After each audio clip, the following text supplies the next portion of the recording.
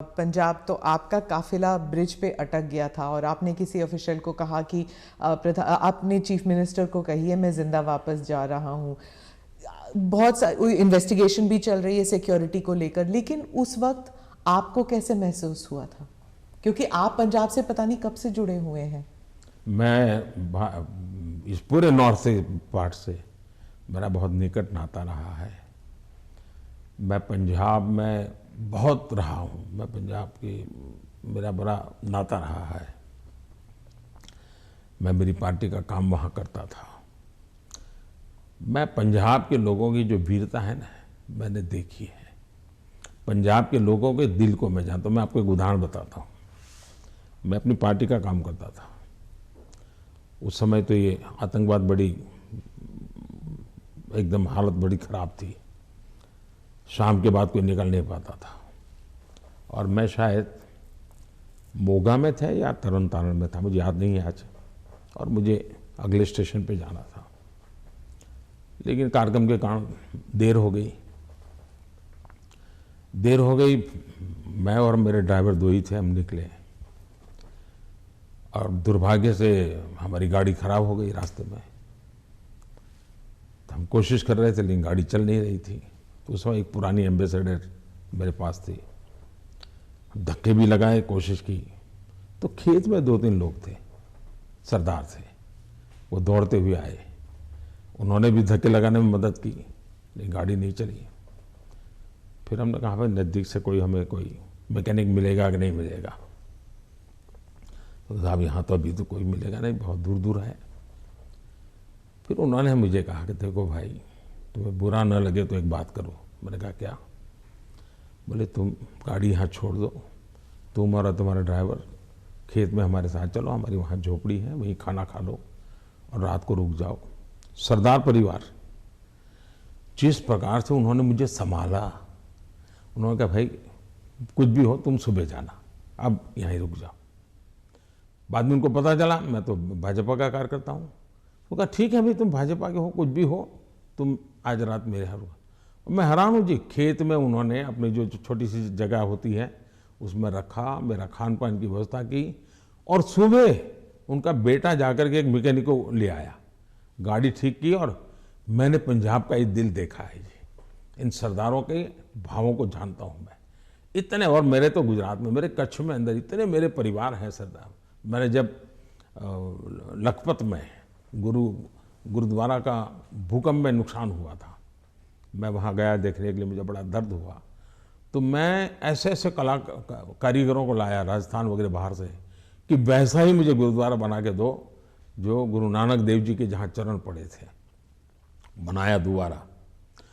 आज कच्छ के अंदर जो हमारे सरदार परिवार है, बहुत बड़ी मात्रा में है, खेती करते हैं। जब वो इसका बात का वर्णन, उनकी आंखों में से आंसू आ जाता है जी। और मैं अभी कुछ दिन पहले भी एक वर्चुअल मीटिंग में मैंने उस गुरुद्वारा में सबसे बात की।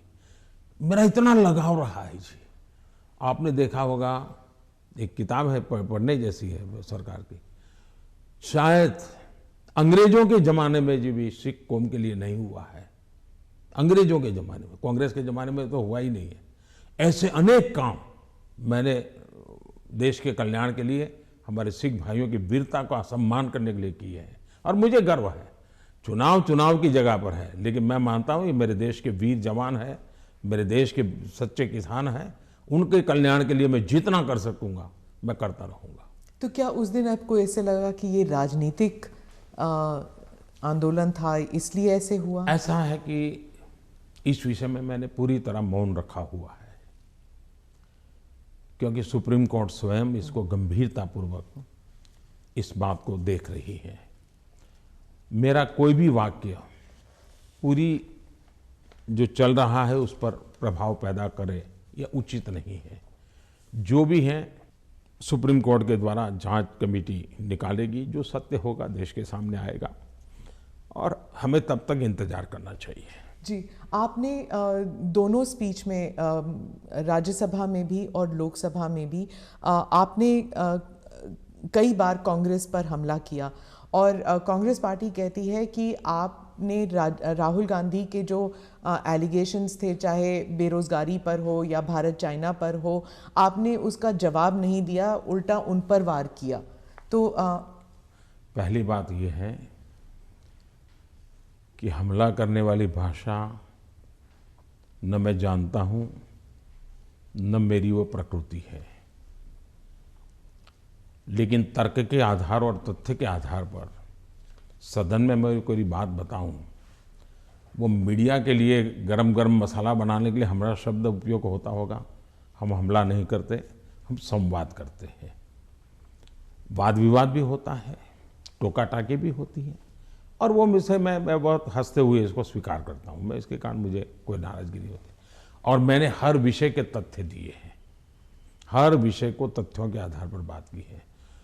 कुछ विषयों पर सदन में हमारे विदेश मंत्रालय ने विस्तार से कहा है, कुछ विषयों पर हमारे रक्षा मंत्रालय ने विस्तार से कहा हुआ है, और कुछ विषयों पर जरूरी जहां था वहां मैंने भी कहा है।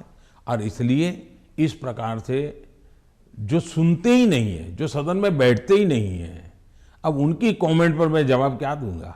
आपने कहा कि आपने मन बना लिया है, 100 साल आप पावर में नहीं आना चाहते, तो मैंने भी मन बना लिया। आपने क्या मन बनाया? हमने मन बना लिया है कि अब राष्ट्र को हम उस बुराइयों की तरफ जाने नहीं देंगे।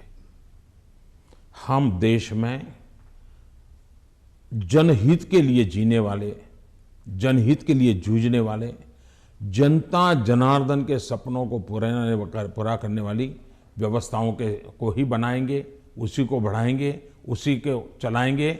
जरूरत पड़ेगी तो उसको साथ देंगे। यही हमारा रहेगा रास्ता। हम जो देश को तबाही के रास्ते पर ले जाने वाले जितने तरीके हैं वो नहीं आने देंगे। ANI के साथ बात करने के लिए धन्यवाद। बहुत बहुत धन्यवाद। नमस्कार।